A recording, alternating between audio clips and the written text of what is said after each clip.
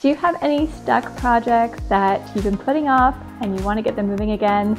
Today I'm going to show you one of mine and we can move forward together. So inside my closet, I have a painting that I think I started about a year ago. It's some aspens that my friend Jen was teaching me in a class how to do it. So I'm almost done, but the last step is there's like this white color I'm supposed to put on the sides of the trees, kind of show the light. But I've been so worried that I would do it poorly and I would just embarrass myself that I thought it was better if it just sat in the closet. But it's been sitting there for so long and I just would love to get it done. So maybe you have something like that. Maybe there's something that you're halfway finished with, or maybe you're almost done like I am, but there's that little hesitation because maybe there's a perfectionist inside you, like there is inside me, that, thinks it's just gonna not turn out the way that you'd hoped. So today we're gonna get to the bottom of it. We're gonna figure out how we can actually move forward, get these projects totally unstuck. It's gonna feel great. Okay, so we're gonna talk about the next action. This is the next specific, visible activity that leads a project toward completion. I learned this from David Allen, author of Getting Things Done. It's changed my life. But the problem is that when we have a project that's stuck, typically the next action feels kind of convoluted in our brains, and that's why we just pause and we just freeze. So I'm going to record my thought process when it comes to that painting and show you how we're going to boil it down to the very next action.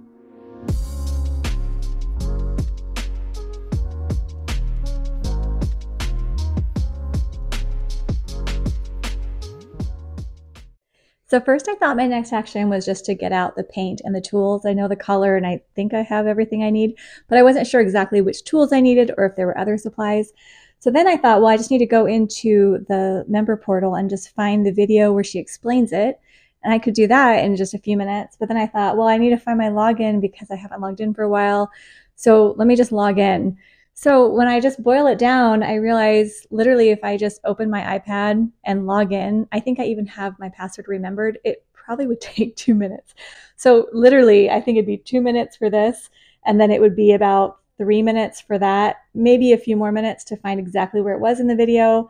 And then it would probably take me about 3 minutes to get out the paint and tools.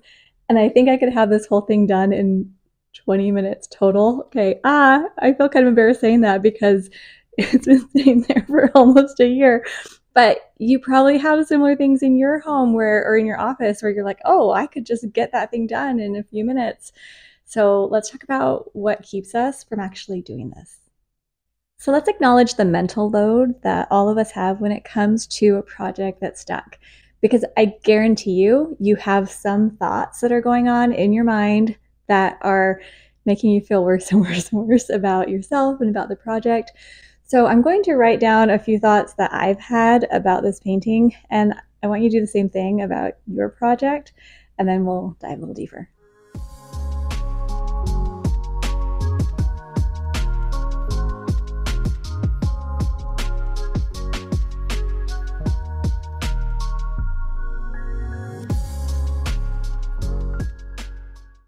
Okay, so these are the thoughts I put. I don't take enough time for myself. Everyone needs me. I have too much to do. I'm just not an artist, and people will probably laugh. So what I've learned from Dr. David Burns, one of the leading psychiatrists in the world who's written the book Feeling Good When Panic Attacks, Feeling Great is his most recent one. But he's taught me how to identify the distortions in my thinking.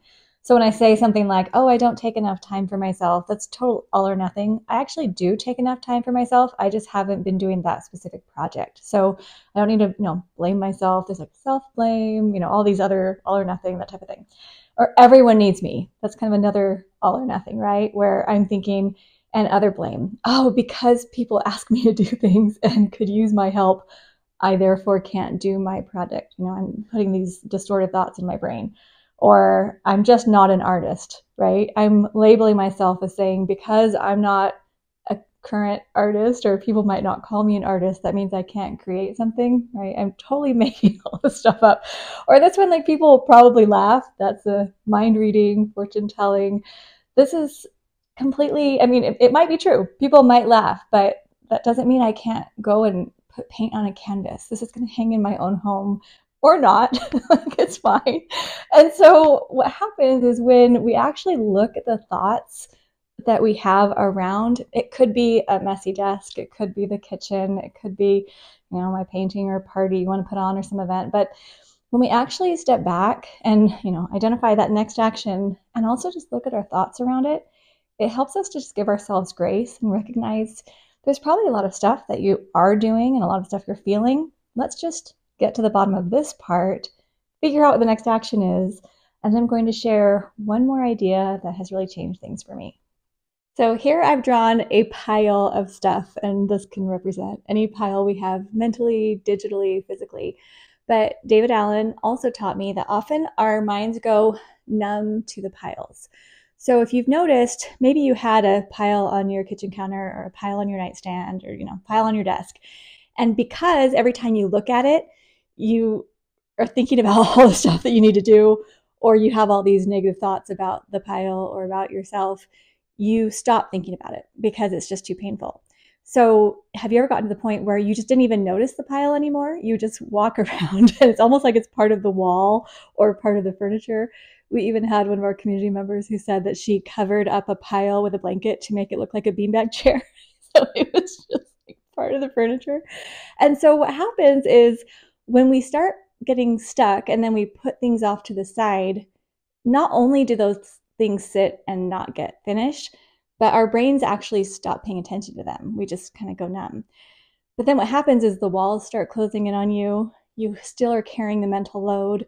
Every once in a while, you'll say, oh yeah, I needed to do that. And then you'll feel, I had a friend who said she just felt like this stress go down her whole body whenever she thought about projects like that. So I just want to emphasize that there is a way to get out of that overwhelm. We don't have to do everything right now. Like I have room to store that painting for another couple decades if I want. I don't have to do it. But if I decide, you know what, I would like to finish that. I'd like to do my first painting and move on to a next painting. 20 minutes, I could get that done.